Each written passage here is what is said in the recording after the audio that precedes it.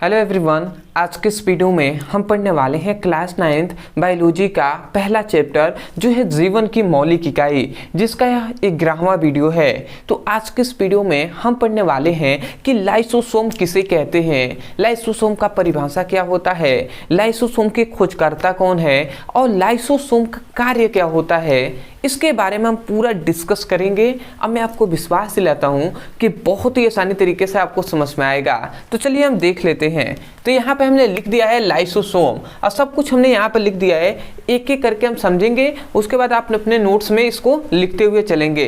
तो वास्तव में लाइसोसोम क्या होता है? तो जो लाइसोसोम होता है वो एक झिल्ली जैसी क्या होता है, गोलाकार संरचना होता है, ठीक है, जिसमें क्या पाया जाता है, जिसमें पाचन एंजाइम पाया जाता है। समझ में आया?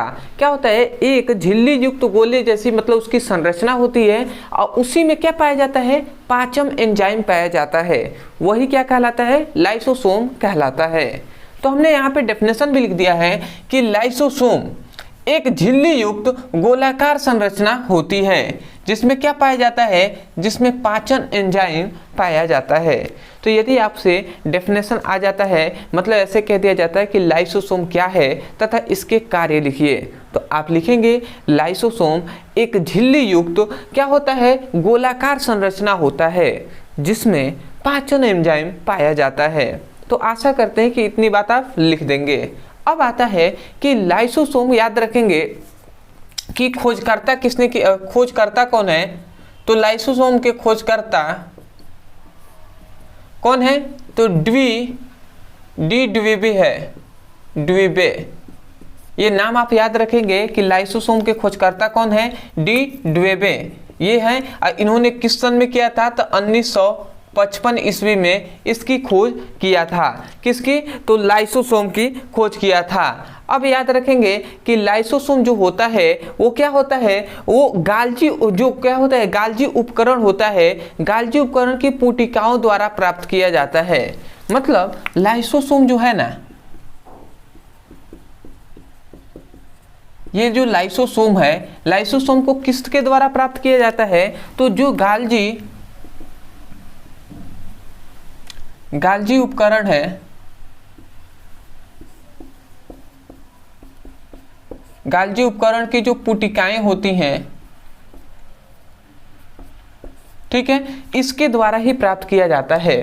मतलब गाल्जी उपकरण की पुटिकाओं द्वारा ही लाइसोसोम को प्राप्त किया जाता है, ठीक है, मतलब इसके द्वारा ही इसका निर्माण होता है। और लाइसोसोम की खोजकर्ता द्विबे हैं और किस सन में? तो 1955 ईस्वी में खोज किया था। और लाइसोसोम क्या है? लाइसोसोम क्या है? एक झिल्ली युक्त गोलाकार संरचना होता है जिसमें पाचन एंजाइम पाया जाता है। तो आशा करते हैं कि आपको समझ में आ गया होगा। अब आप सोच रहे होंगे कि गाल्जी उपकरण क्या है?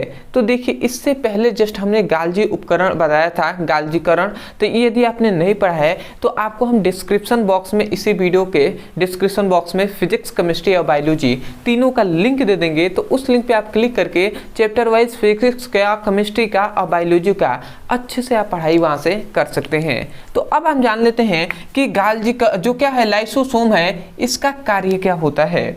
तो देखिए, जो क्या होता है, लाइसोसोम होता है, इसके बहुत सारे कार्य हैं, परंतु हम मुख्यतः इसके कार्यों पर डिस्कस करेंगे। तो सबसे पहला हमने यहाँ पे 3 कार्य लिखा है। सबसे पहला, जो कोशिका होता है इसकी साफ सफाई करता है। मतलब जो लाइसोसोम होता है ये कोशिका को साफ रखता है, ठीक है।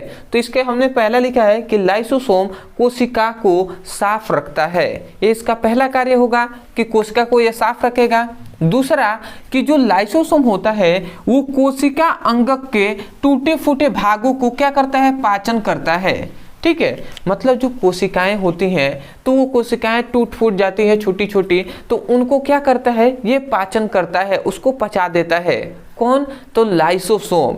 तो इसका मतलब क्या हुआ कि जो हमारे लिए हानिकारक हैं, जो कोशिकाएं टूट गई हैं, निकल गई हैं, वो हानिकारक हो गई, तो उसको ये क्या कर देता है, पचा देता है, ठीक है। तीसरा, कि जो क्या होता है, यह हमने लिखा है, यह मतलब लाइसोसोम। तो लाइसोसोम कोशिकाओं को नुकसान पहुंचाने वाले जो पदार्थ होते हैं उसका भी पाचन करता है। मतलब क्या हुआ कि ऐसा कोई भी पदार्थ है जो कोशिकाओं को नुकसान पहुंचा सकता है, उसको हानि कर सकता है, तो उसका भी पाचन कौन करता है? लाइसोसोम के द्वारा ही होता है। तो आशा करते हैं कि लाइसोसोम का परिभाषा, खोजकर्ता और लाइसोसोम का निर्माण कैसे, तो गाल्जी उपकरण की पुटिकाओं द्वारा होता है, इसका कार्य, ये सब कुछ आपको अच्छे से समझ में आ गया होगा। तो इसको आपको नोट्स में एक एक करके लिखते हुए चलना है। अदरवाइज यदि आपको इस वीडियो से सीखने को मिला होगा तब जाकर आप चैनल को सब्सक्राइब कर दीजिएगा और हमें कमेंट सेक्शन में ज़रूर बताइएगा कि आपको कैसा लगा ये वीडियो। दूसरी बात, यदि आप पढ़ना चाहते हैं तो डिस्क्रिप्शन में लिंक है प्लेलिस्ट का, तो वहाँ से क्लिक करके फिजिक्स, केमिस्ट्री और बायोलॉजी का चैप्टर वाइज सीक्वेंस में सभी वीडियो मिल जाएंगे, तो वहाँ से उसकी पढ़ाई भी कर सकते हैं। तो आशा करते हैं आप समझ गए होंगे। तो चलिए दोस्तों, आज के लिए इतना ही, मिलते हैं एक नए टॉपिक के साथ, तब तक के लिए धन्यवाद। जय हिंद, जय भारत।